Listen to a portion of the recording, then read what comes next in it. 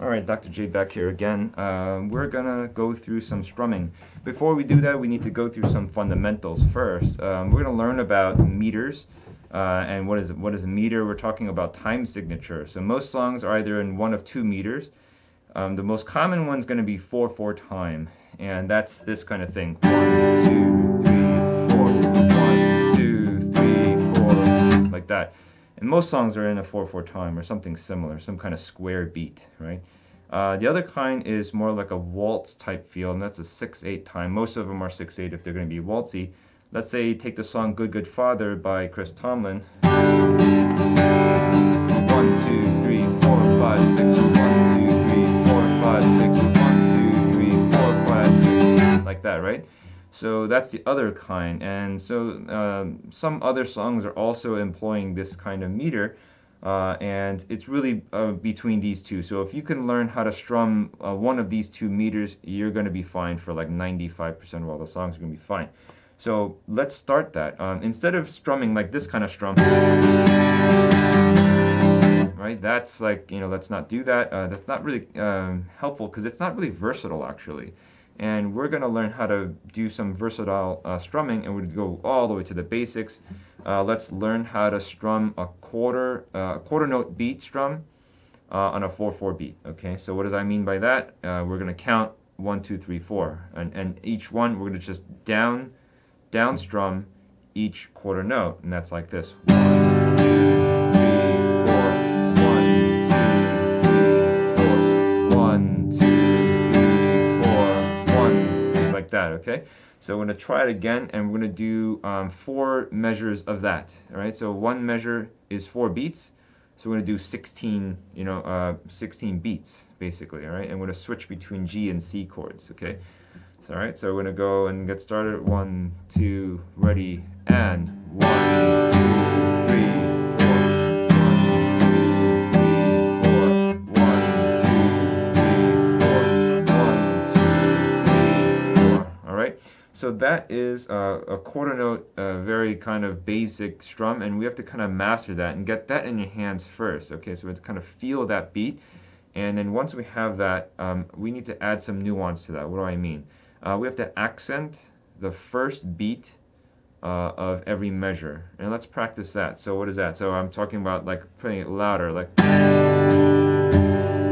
Okay, let's try that and switch between G and C again. We're going to do 4 bars. Okay, 1, 2, ready, and 1, 2, 3, 4. 1, 2, 3, 4. 1, 2, 3, 4.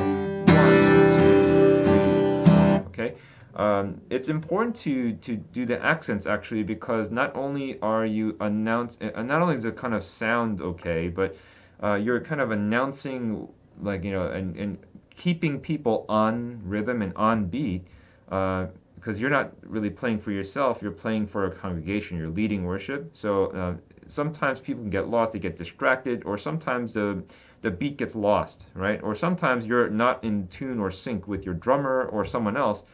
They need some kind of centerpiece to follow, right? And then if you're not accenting, then no one knows where you are, right? Like they can't distinguish beat 1 from 3 or 4 or 2.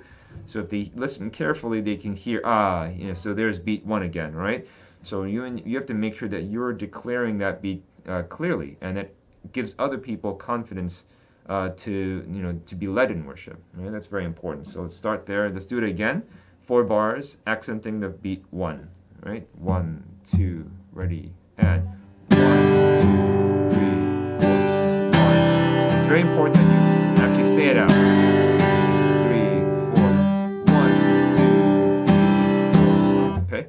All right. So let's do that.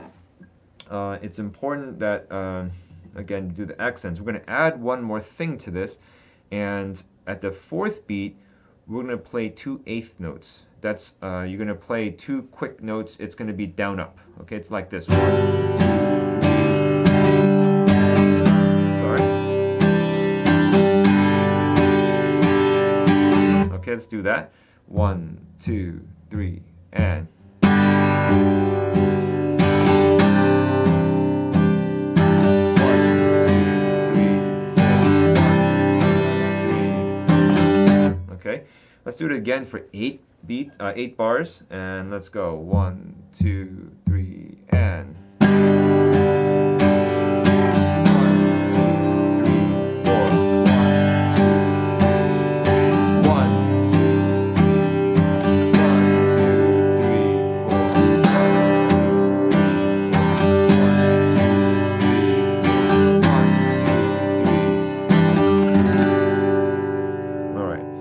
Okay, so that is, we're beginning to kind of develop a strum as we go along, right? So we're building a 4/4 quarter beat strum, and we're going to add some elements to this thing, okay? So another variation of this thing is really just doing all eighth notes.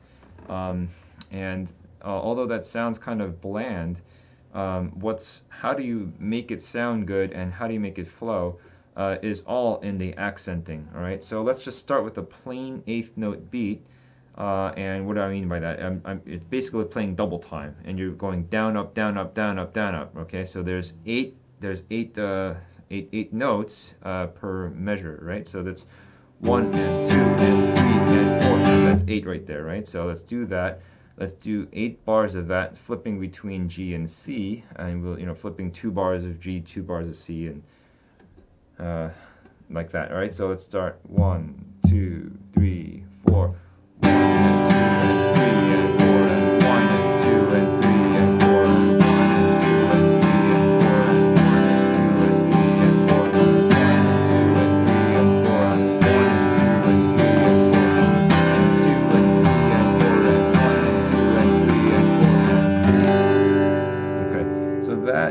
Your eighth note. So what do I mean by accenting? So you heard me accent the first beat of each bar or every other bar, and that kind of helped orient us where we're going, right?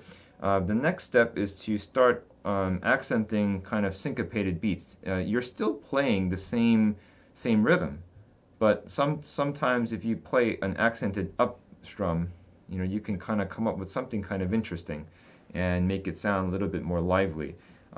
One example that comes to mind is, let's say, a Bethel song, Deep Cries Out, right? So there's that song. Like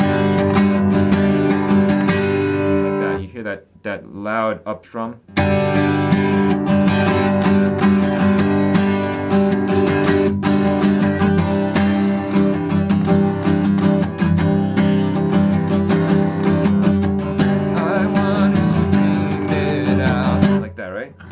So there's that, and I'm not changing what I'm doing in terms of the strum. It's an eighth note strum, but I am syncopating the accenting.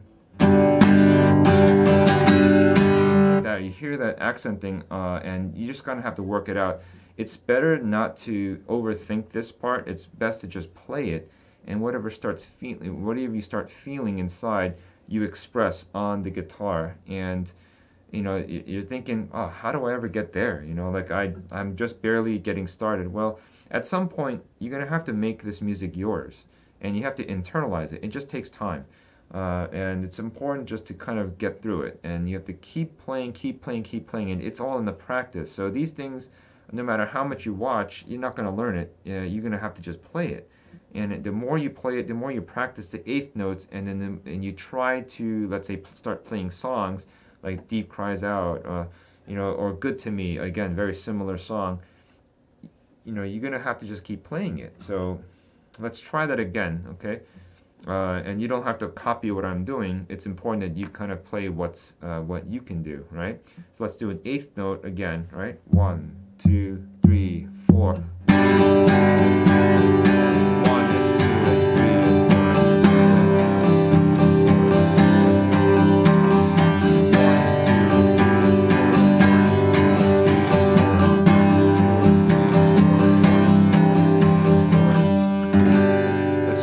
Faster. This time I'm going to syncopate it. 2, 3, and.